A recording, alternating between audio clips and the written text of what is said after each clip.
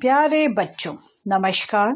मैं सरोज मल्होत्रा आज आपको पर्यायवाची पाठ 10 के अभ्यासों को करवाऊंगी। पिछले वीडियो में आपने पर्यायवाची पाठ की परिभाषा को समझा और अनेक उदाहरणों को देखा। बच्चों, पाठ को शुरू करने से पहले इसकी परिभाषा को फिर से समझते हैं। पर्यायवाची शब्द सिनोनिम्स। पर्यायवाची शब्द दो शब्दों से बना है, पर्याय प्लस वाची। पर्याय का अर्थ होता है समान, वाची का अर्थ होता है बोले जाने वाले। तो इसका अर्थ हुआ जिन शब्दों का अर्थ एक जैसा हो उन्हें हम पर्यायवाची शब्द कह सकते हैं। जिन शब्दों का अर्थ समान बोले जाने वाले उन्हें हम पर्यायवाची शब्द कहते हैं। अब इसको हम और अच्छे से समझते हैं। समान अर्थ वाले शब्दों को पर्यायवाची शब्द या समानार्थक शब्द भी कहते हैं। समानार्थक समान अर्थ वाले शब्द। जिन शब्दों का अर्थ समान होता है उन्हें हम पर्यायवाची शब्द कहते हैं। जैसे सूरज। सूरज को हम कई नामों से पुकारते हैं। सूर्य, रवि, दिनकर, दिनेश। नाम तो अनेक हैं पर अर्थ है समान, सूरज।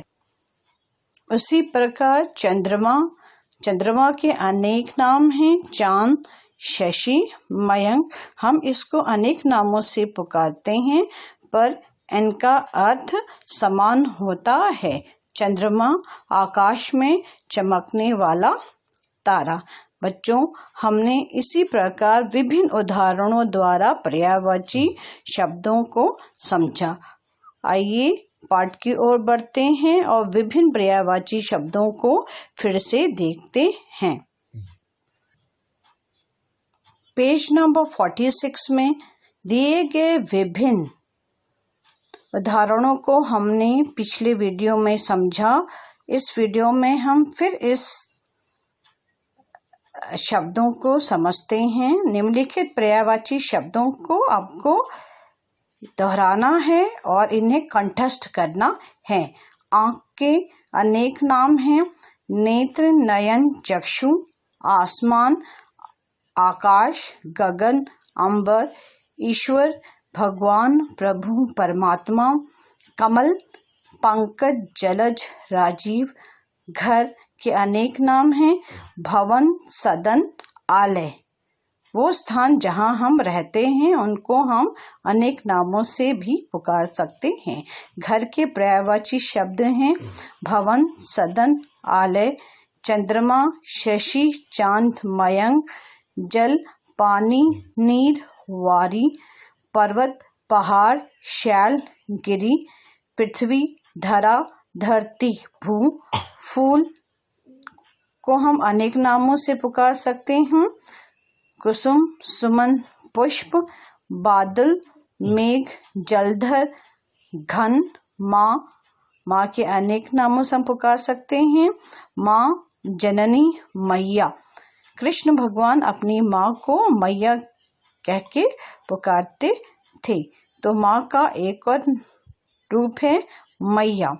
वृक्ष, पेड़, तरु, विटप। ये वृक्ष के पर्यायवाची शब्द हैं, समानार्थक शब्द।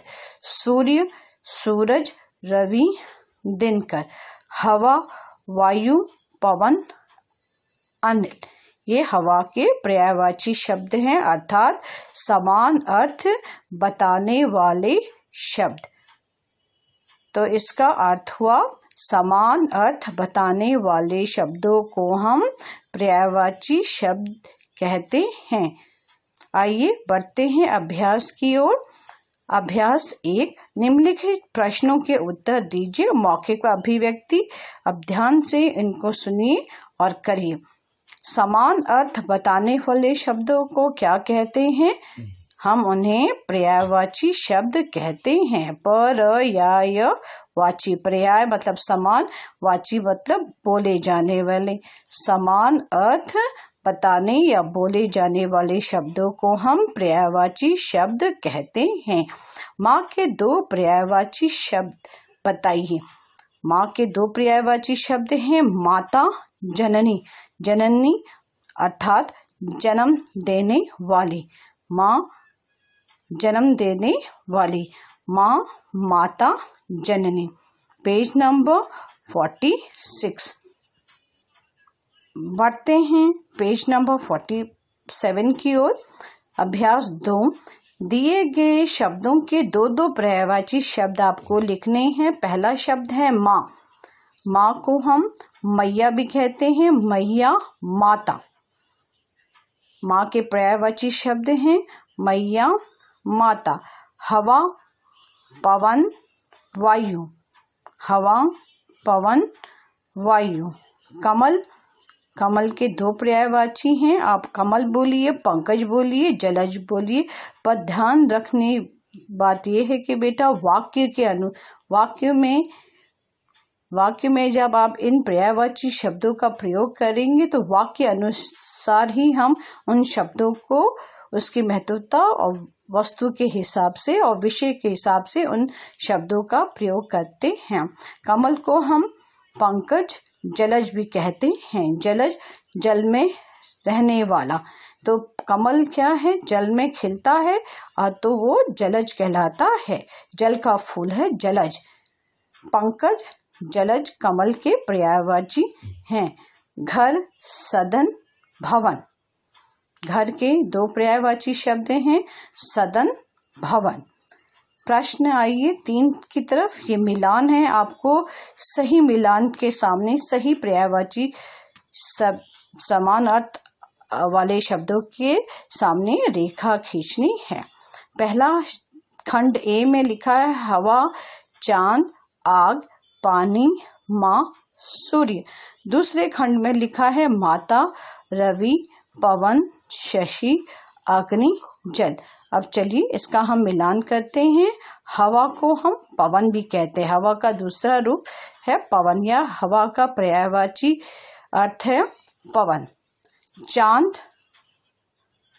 शशि, चांद, शशि, आग, अग्नि,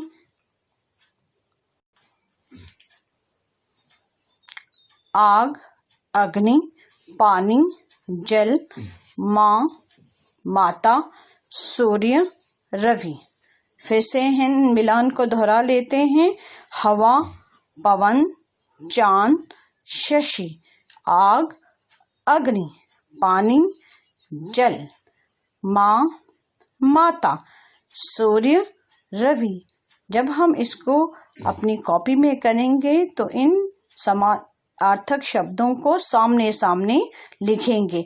पवन के सामने हवा, हवा, पवन, चांद, शशि, आग, अग्नि, पानी, जल, माँ, माता, सूर्य, रवि। बढ़ते हैं अन्य अभ्यास की ओर। MCQ में बहुविकल्पी 3 विकल्प दिए हैं और सही विकल्प पे आपको चिन्ह लगाना है, सही का चिन्ह लगाना है। पृथ्वी का समानार्थक शब्द है धरती, पृथ्वी, धरती। जल, नीर, जल, नीर। नदी, सरिता, नदी, सरिता। फूल, कुसुम और सुमन। कुसुम नहीं दिया गया है, सुमन दिया गया है। फूल के 3 विकल्प दिए हैं, विपिन, विनीता और सुमन। फूल का सही पर्यायवाची शब्द है सुमन। फूल को हम सुमन भी कहते हैं। बगीचे में बहुत सारे सुमन खिले हैं या बहुत सारे फूल खिले हैं। पृथ्वी, धरती, जल, नीर, नदी, सरिता, फूल, सुमन। बच्चों, बढ़ते हैं पाठ के अंतिम अभ्यास की ओर। रचनात्मक गतिविधियां। इसमें आपको चित्र दिए गए हैं। चित्र को देख के आपको उनके दो दो पर्यायवाची शब्द लिखने हैं। पहला चित्र है पहाड़। पहाड़, पहाड़ बने हैं। पहाड़ के पर्यायवाची शब्द हैं शैल, पर्वत। पहाड़ को हम शैल भी कह सकते हैं और पर्वत भी, ये इनके समानार्थक शब्द हैं। पहाड़, शैल, पर्वत। फिर बना है सूर्य। सूर्य, सूरज। सूरज बना है, उसका समानार्थक शब्द है रवि, दिन का। ये इसके पर्यायवाची शब्द हैं, दिन और रवि। आप रवि भी लिख सकते हैं, दिनकर भी लिख सकते हैं, इनका अर्थ समान है। इसका अर्थ है सूरज। पेड़, पेड़ के भी कई नाम हैं, हम कई नामों से उन्हें पुकार सकते हैं, पर अर्थ समान है। पेड़, वृक्ष, विटा। पेड़, वृक्ष, विटा। अंतिम चित्र है चांद। चांद के भी अनेक नाम हैं, हम उसे मयंक और शशि के भी पुकार सकते हैं। चांद को हम मयंक और शशि के रूप में भी पुकार सकते हैं। यहाँ चित्र दिए गए हैं। चित्र को देख के आपको उनके पर्यायवाची लिखने हैं। बच्चों, बढ़ते हैं गृह कार्य की ओर। पेज नंबर 40 में कराए गए अभ्यास 2 और 3 को आप अपने कॉपी में करेंगे।